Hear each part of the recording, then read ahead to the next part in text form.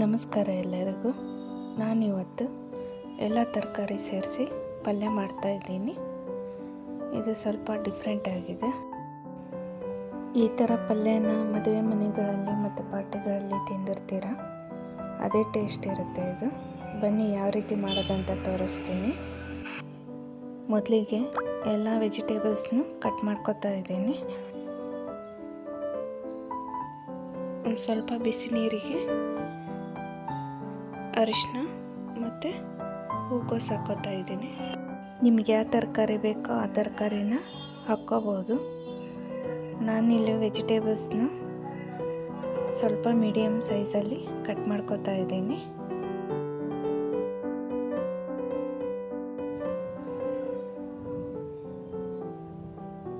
ಪನ್ನೀರ್ ತೊಗೊಂಡಿದ್ದೀನಿ. ಇದನ್ನು ಹಾಕಿದರೆ ಇನ್ನೂ ಚೆನ್ನಾಗಿ ಟೇಸ್ಟ್ ಬರುತ್ತೆ. 2 ಟೊಮೆಟೊ ತೊಗೊಂಡಿದ್ದೀನಿ. ಗ್ರೈಂಡ್ ಮಾಡ್ಕೋಬೇಕು.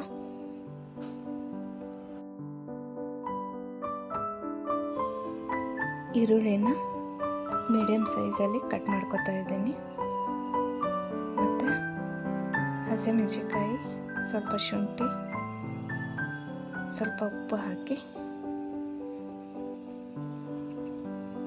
ತರಿಯಾಗಿ ಕುಟ್ಕೋಬೇಕು.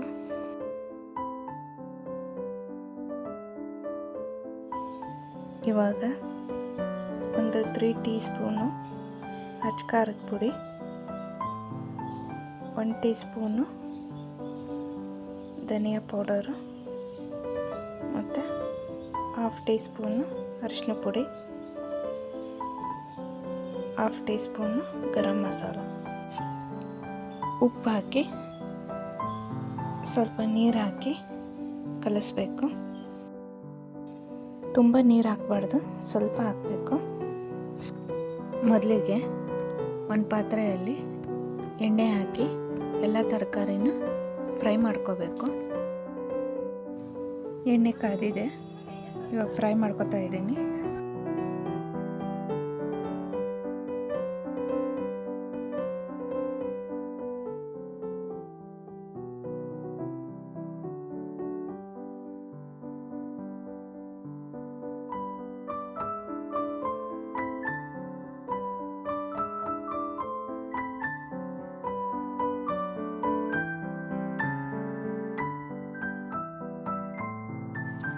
ಹಾಗೆ ಈರುಳ್ಳಿ ಮತ್ತು ಪನ್ನೀರನ್ನ ಫ್ರೈ ಮಾಡ್ಕೋಬೇಕು.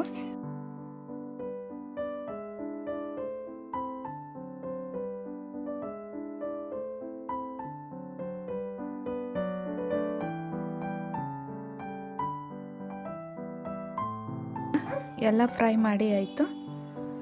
ಎಣ್ಣೆ ತೆಗಿತಾ ಇದ್ದೀನಿ. ಸ್ವಲ್ಪ ಬಿಡಬೇಕು ಪಲ್ಯ ಮಾಡೋಕ್ಕೆ.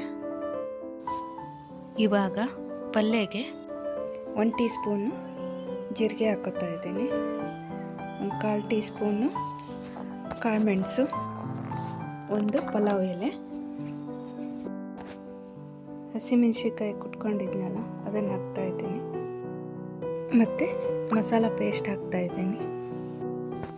ಚೆನ್ನಾಗಿ ಮಿಕ್ಸ್ ಮಾಡಿ ಮತ್ತು ಟೊಮೆಟೊ ಪೇಸ್ಟ್ ಹಾಕಬೇಕು. ಎಷ್ಟು ಬೇಕೋ ಅಷ್ಟು ನೀರು ಹಾಕ್ಕೊಂಡು ಎಲ್ಲ ವೆಜಿಟೇಬಲ್ಸ್ನ ಆ್ಯಡ್ ಮಾಡ್ಕೋಬೇಕು. ಕರೆದಿದ್ದೆಲ್ಲನೂ ಹಾಕ್ಕೋಬೇಕು.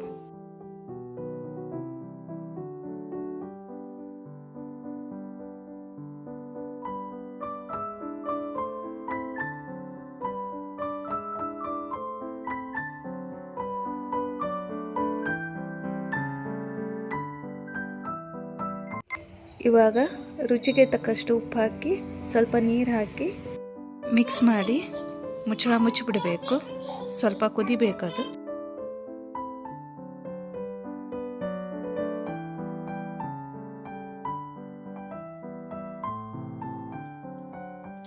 ಆಗಿದೆ ಇದು. ಇವಾಗ ಸರ್ವ್ ಮಾಡೋಕ್ಕೆ ರೆಡಿಯಾಗಿದೆ.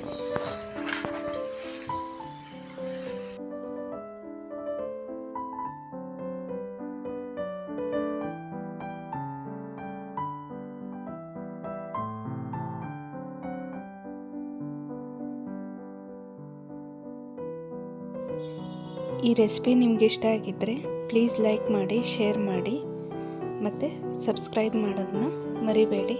Thank you.